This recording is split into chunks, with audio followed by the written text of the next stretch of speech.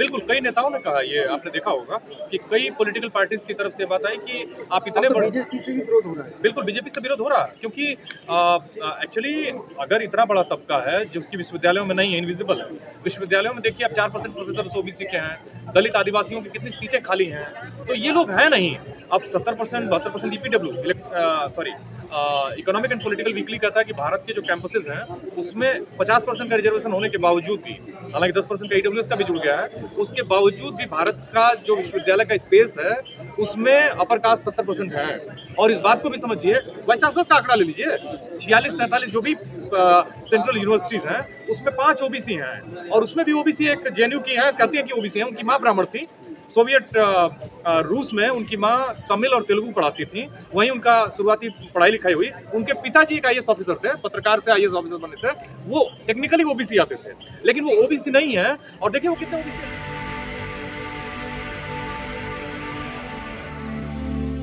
आया है, उसके बाद से माहौल तमाम तरह के बदले हैं, नैरेटिव आए। कुछ लोगों ने खुलकर इसका समर्थन किया है तो विरोध किया है, लेकिन पूरा समाज दो भागों में बटा है। क्या साजिश रही? नहीं, पूरा समाज जो है वो दो भागों में नहीं बटा है। बेसिकली ये जो मसला अभी एक हमारे वरिष्ठ पत्रकार ने कहा साफ साफ कि देखिए ऐसा है कि ये जो यूजीसी इक्विटी रेगुलेशन 2026 है वो भारत की बहुसंख्यक छात्रों के समर्थन में है, उनके भलाई के लिए है। उसमें पहले वाला जो रेगुलेशन था उसमें बस एक इंक्लूजन है कि जो ओबीसी है उसको जातिगत आधार पर उसका उत्पीड़न नहीं होगा, तो इसका विरोध किया जा रहा है। अभी एक साथी ने बताया कि ये सारी बातें तय हुई, आरएसएस के लोगों ने ये बता रहे थे, वो ये उनका वर्जन मैं कोट कर रहा हूँ। उन्होंने कहा कि आरएसएस और बीजेपी के भीतर का कॉन्फ्लिक्ट है। बीजेपी ने भी नहीं सोचा था कि इसको लागू करते हुए, यूजीसी की तरफ लाते हुए इसको बवेला मचा दिया जाएगा। हालांकि जो लोग इसको विरोध कर रहे हैं उनकी संख्या बहुत कम है, उनका कोई ऑर्गेनाइज्ड विरोध नहीं है। 20-25 लोग थे, उसको ज़्यादा मदद किया है ये जो भारत का मेन स्ट्रीम मीडिया है, चाहे वो प्रिंट का हो चाहे वो इलेक्ट्रॉनिक का हो, वो बेसिकली अपर कास्ट कैरेक्टर का है, तो उसने उसको एक बड़ा इशू बना दिया। इधर एक बड़ा इशू हकीकत में है लेकिन उसका कोई कवरेज नहीं है, तो वो इशू बन नहीं पा रहा, दिख नहीं रहा। लेकिन ये जो अंडर करंट है वो बहुजनों के हित में है, और इस उनके हितों का को साधा न जाए, वो हित साध के और भारत वास्तव में एक बेहतरी की तरफ जाए, इसका विरोध हो रहा है। देखिए प्रोफेसर साहब, सबसे बड़ा बात है कि सामने दो तीन चीज़ें आ रही हैं कि जो साक्षी महाराज हैं, जो बीजेपी के नेता भी हैं, वो ये कह रहे हैं कि यूजीसी के समर्थन में आ गए। वो कह रहे हैं कि अगर बहुजनों का जो 85% उनका वोट लेना है तो आपको। बिल्कुल, कई नेताओं ने कहा, ये आपने देखा होगा कि कई पॉलिटिकल पार्टीज की तरफ से बात आई कि आप इतने तो बड़े। बीजेपी से भी विरोध हो रहा है। बिल्कुल, बीजेपी से विरोध हो रहा है क्योंकि एक्चुअली अगर इतना बड़ा तबका है जो उसकी विश्वविद्यालयों में नहीं है, इनविजिबल है। विश्वविद्यालयों में देखिए आप 4% प्रोफेसर ओबीसी के हैं, दलित आदिवासियों की कितनी सीटें खाली हैं, तो ये लोग हैं नहीं। अब 70% 72% EPW economic and political weekly कहता है कि भारत के जो कैंपसेस हैं उसमें 50% का रिजर्वेशन होने के बावजूद भी, हालांकि 10% का ईडब्ल्यूएस का भी जुड़ गया है, उसके बावजूद भी भारत का जो विश्वविद्यालय का स्पेस है उसमें अपर कास्ट 70% है। और इस बात को भी समझिए, वाइस चांसलर का आंकड़ा ले लीजिए, 46-47 जो भी सेंट्रल यूनिवर्सिटीज हैं उसमें 5 ओबीसी हैं, और उसमें भी ओबीसी एक जेएनयू की हैं, कहती हैं कि ओबीसी हैं, उनकी माँ ब्राह्मण थी। सोवियत रूस में उनकी माँ तमिल और तेलुगु पढ़ाती थी, वहीं उनका शुरुआती पढ़ाई लिखाई हुई। उनके पिताजी एक आईएएस ऑफिसर थे, पत्रकार से आईएएस ऑफिसर बने थे, वो टेक्निकली ओबीसी आते थे, लेकिन वो ओबीसी नहीं है। और देखिए वो कितने ओबीसी अधिकारों की रक्षा कर रहे हैं, वो तो विरोध कर रही हैं। वो कह रही है कि दलित और ओबीसी विक्टिमहुड कार्ड खेलते हैं। अरे भाई, दलितों के पास ना जमीन है, ब्लैक एग्जैक्टली ब्लैक की स्थिति थी ना अमेरिका में, उससे कई गुना बदतर अभी भी दलितों की देश में है। ब्लैक तो फिर भी बेहतर हो गए।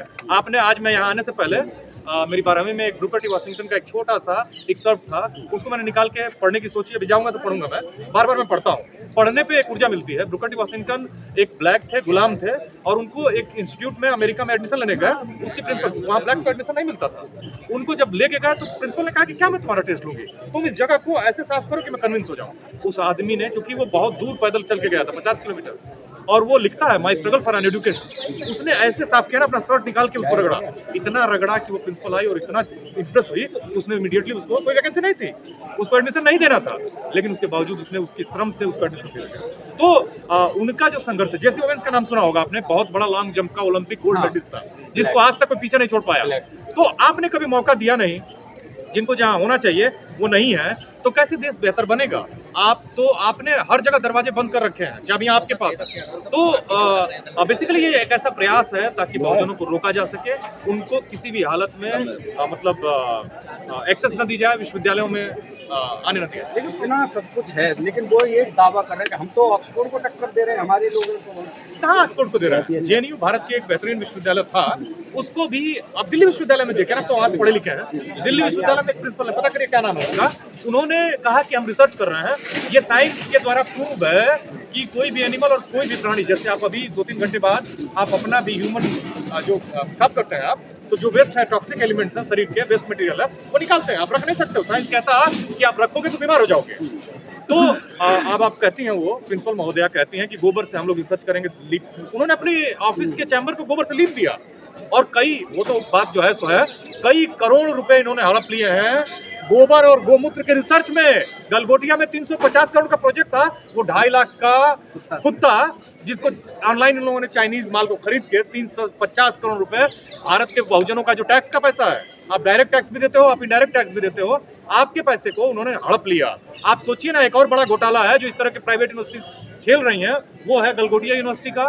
वो है, अब तमाम इन्होंने क्या किया कि ये तमाम पेटेंट कराते हैं, पैसे लेते हैं, उनको अप्रूव नहीं कराते हैं।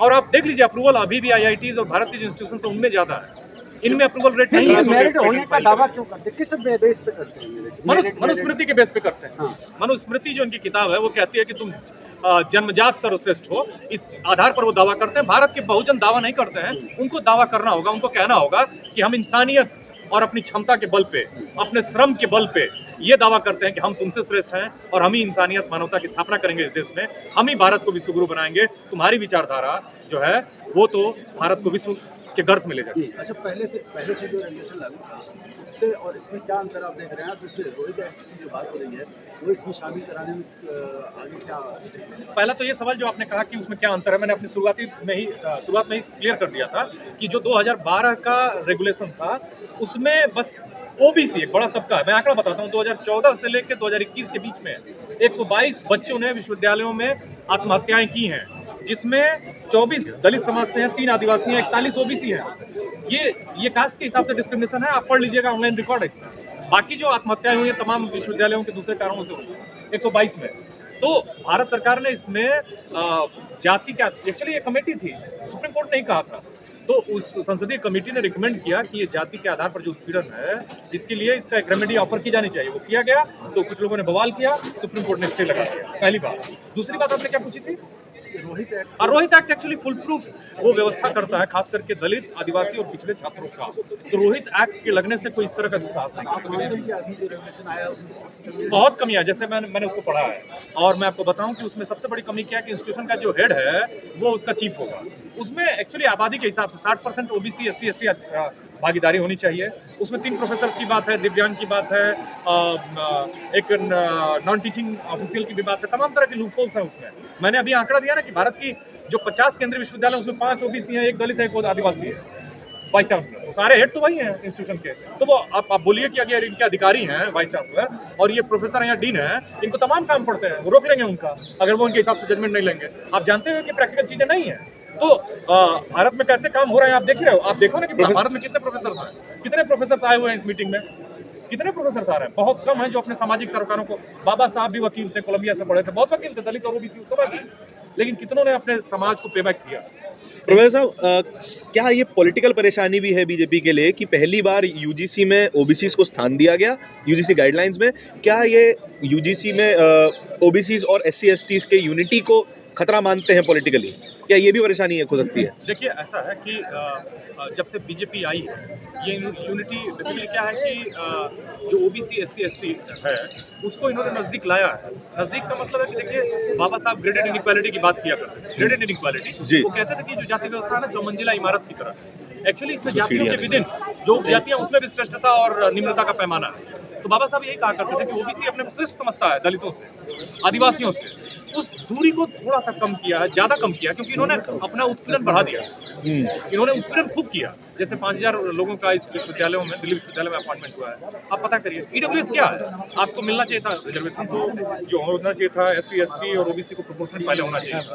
वंचित तो कोई मांग रहा था ईडब्ल्यूएस के लिए, कोई आंदोलन हुआ था? हाँ, तो फिर सवर्ण आर्मी हो गई, सवर्ण समाज रोडों पे आ रहा है, कह रहा है कि ये लागू हुआ तो गृह युद्ध हो जाएगा। बिल्कुल, देखिए गृह युद्ध, उनसे पूछिए कि वो कितने प्रतिशत गृह युद्ध कर लेंगे। गृह युद्ध कौन करेगा? नहीं, वो कैसे गृह युद्ध हो जाएगा? आप दूसरों का अधिकार, आप जुडिशरी में जो भारत जो डेमोक्रेसी के 3 पिलर्स हैं, आप उसका एग्जांपल लीजिए। डेमोक्रेसी के 3 पिलर्स हैं, आपकी जुडिशरी है, आपकी कार्यपालिका है माने एग्जीक्यूटिव, आपकी विधायिका। एक मीडिया के बाद में बात करेंगे। इन तीनों में आप देख लीजिए कि भारत के पार्लियामेंट में जो 10% अपर कास्ट हिंदू आबादी है, बिहार के सर्वे में 63% OBC था, 15% अपर कास्ट था, 15 में 4.5% करीब मुस्लिम अपर कास्ट, 10.5% जो अपर कास्ट हिंदू है, इनका पार्लियामेंट में रिप्रेजेंटेशन आपका 43% है। तो ये हो गया ना 4 गुना हो गया। आप इधर लीजिए एग्जीक्यूटिव में, PMO में एक भी OBC का सेक्रेटरी नहीं था 5 साल पहले, 1-2 हो गए होंगे। SC ST के कितने आप जानते ही हो। अब आप लीजिए विधायिका हो गया, कार्यपालिका हो गया, अब जुडिशरी है। जुडिशरी में 2014 से पहले भारत के हाई कोर्ट और सुप्रीम कोर्ट में 500 जजेज हुए, जिसमें 5 दलित थे, 5 OBC थे, 1 आदिवासी थे और 12 मुसलमान थे, जिसमें ज्यादातर अपर कास्ट मुस्लिम थे। अब सोचिए कि क्या है ये, एक तरफा है, लॉपसाइडेड है, कैसा है, किधर है? तो आप सोचिए ना कि ये रिप्रेजेंटेशन है ही नहीं। तो रिप्रेजेंटेशन नहीं है तो जजमेंट इस तरह क्या आएंगे। मैंने एक बहुत बड़ा महत्वपूर्ण मसले पर जिक्र किया अभी शुरू में कि अमेरिका में ड्रेड स्कॉट नाम का एक ब्लैक आदमी था, जिसको इन्होंने, उस आदमी को एक्चुअली नॉर्थ अमेरिका चाहता था ना कि अमेरिका में स्लेवरी खत्म हो जाए। साउथ अमेरिका में बड़े बड़े खेत हैं, उसको अंग्रेजी में प्लांटेशन कहते हैं। वो चाहता था कि रहे, क्योंकि गम मजदूर काम करते थे, बंधुआ मजदूर, जैसे हम बैल रखते हैं ना वैसे रखते थे। तो युद्ध हो गया। अब युद्ध में क्या हुआ कि मसला यही बना, ड्रेड स्कॉट जो था वो साउथ अमेरिका से नॉर्थ अमेरिका में अपने मालिक के साथ चला गया। 1799 में पैदा हुआ था, 1846 में गया। तो उसने जाने के बाद कहा कि मैं फ्री इलाके में आया हूँ, तो फ्री इलाके में मुझे फ्री सिटीजन के रूप में देखा जाए। अब हुआ ये कि ड्रेड स्कॉट जब कोर्ट गया तो रोजर बिटेनी वहाँ का एक जज था, 7 जजेस ने कहा कि नहीं, काले लोग नागरिक ही नहीं माने जा सकते। अब क्या हुआ कि बवाल मच गया, क्योंकि ये इमोशनल मुद्दा बन गया था और उसमें अब्राहम लिंकन और बड़े नेता उनके खिलाफ थे और 58 में मौत हो गई किसकी? ड्रेड स्कॉट की। इंडिया में भी था ना, तो वोट देने के राइट। बिल्कुल बिल्कुल बिल्कुल, अमेरिका में भी सिविल राइट्स। एक फिल्म है, आप देखिएगा, मार्शल करके एक फिल्म है। मैं कहूंगा दर्शकों से, जो हमारे श्रोता हैं या देखने वाले हैं, आप मार्शल फिल्म, थरगुड मार्शल, जो अमेरिका का पहला ब्लैक सुप्रीम कोर्ट का जज बना, उसकी कहानी है कि उसको कोर्ट में खड़ा नहीं होने देते थे, उसको कोर्ट में खड़ा होकर जीरा नहीं करने देते थे, बात नहीं करने देते थे। आप इस मार्शल फिल्म को देखिएगा और आप देखिएगा कि आपके शरीर में जो खून है वो जोर जोर से बहने लगेगा, अगर आप समता की विचार रखते हैं, विचारधारा में विश्वास करते हैं। तो कुल मिला के ड्रेड स्कॉट मर तो गया, उसी की वजह से अमेरिका में सिविल वार हुआ और अमेरिका में काले लोगों को आजादी मिली। तो बात कर रहे हैं ना, तो वो अब अगर सिविल वार, ये समय मनु के समय का नहीं है, ये जो समय है उसमें भारत के बहुजन 5% ही सही लेकिन जाग गए। तो कहाँ से जागे हैं? क्या ये लागू कर पाएंगे? लागू, देखिए सरकार, ये आपका बहुत ही महत्वपूर्ण सवाल है। 19 मार्च को जो दूसरी सुनवाई, मुझे नहीं लगता है कि ये बहुजनों के फेवर में आएगी। लड़ाई लंबी है, लोगों को तैयार रहना होगा और जो भी निर्णय हो, बहुजनों को अपनी एकता पर काम करना होगा। अगर आपके विरोध में आया, क्या सुप्रीम कोर्ट का निर्णय स्वीकार होगा?